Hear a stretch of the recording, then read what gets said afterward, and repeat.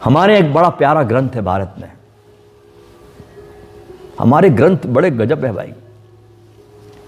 ऐसे ग्रंथ दुनिया के पास कहीं पर भी नहीं है। एक बार की बात है कि ठाकुर रविन्द्रनाथ टैगोर एक बार अमेरिका में गए।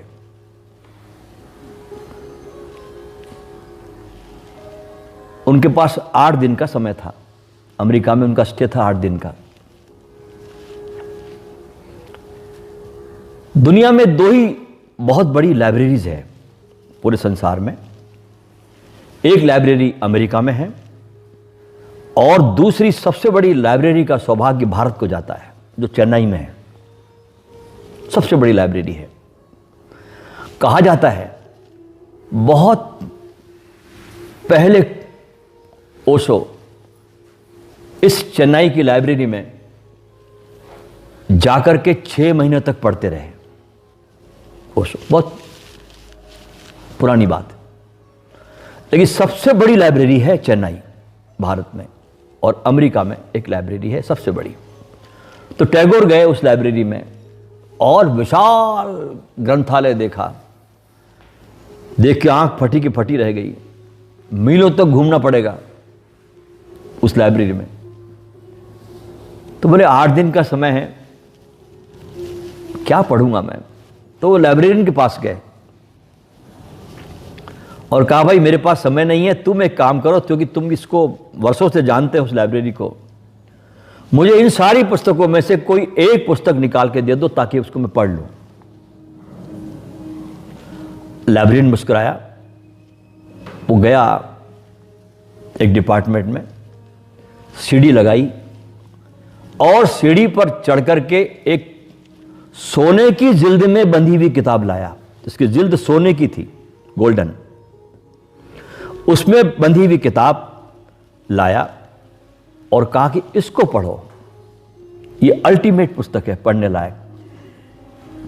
इसके सामने कोई पुस्तक नहीं है। रविन्द्रनाथ टैगोर ने जब पुस्तक खोली, वो किताब थी भारत की श्रीमद् भगवद गीता। ये कीमत है बाहर के मुल्कों में हमारे ग्रंथों की, लेकिन हमको इसकी कोई कीमत नहीं है। हम जो इस देश में पैदा हो गए, हमको अपने विरासत की कोई कीमत नहीं। हम पश्चिम का अंधा अनुकरण करने में कैसे लग गए। हमारे संगीत को देखिए आप। हमारे संगीत जैसा शिखर किसी ने नहीं छू सकते, उसके सपने भी नहीं देख सकते जो हमारे यहाँ का संगीत है, जो हमारे यहाँ का नृत्य है, कि नृत्य देखने मात्र से व्यक्ति ध्यान में चला जाता है। संगीत को भारत के सुनते सुनते व्यक्ति भीतर की गहराई में चला जाता है।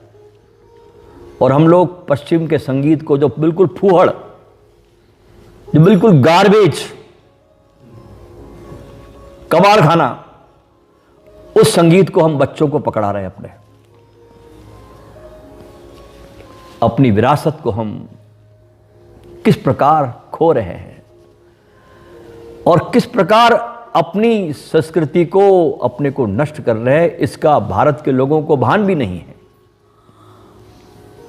पश्चिम का अंधानुकरण। पश्चिम के पास कुछ है तुमको देने के लिए, लेकिन तुम्हारे पास उससे ज्यादा है उनको देने के लिए। ध्यान रखना, तुम्हारे पास जो है वो किसी के पास नहीं है। तो ऐसे ऐसे ग्रंथ है भारत में जिसकी विश्व के किसी भी साहित्य से तुलना नहीं की जा सकती। इसलिए दुनिया के सारे खोजी भारत आए, चाहे वो जीसस क्राइस्ट हो, चाहे सूफियों के सारे फकीर हो। स्वयं जलालुद्दीन रूमी भी आकर यहां पर भारत में रहे और सिद्धों की संगत उन्होंने की, योगियों की संगत उन्होंने की। योगियों के आश्रम पर जाकर रूमी रहे। दुनिया के महानतम संत भारत की यात्रा करते रहे हैं। और आज भी पश्चिम में जब भी किसी व्यक्ति को, किसी साधक को भीतर के खोज की प्यास पैदा होती है, तो दुनिया के सारे नक्शे में उसको भारत दिखाई पड़ता है। वो भारत ही आता है और कहीं नहीं जाता।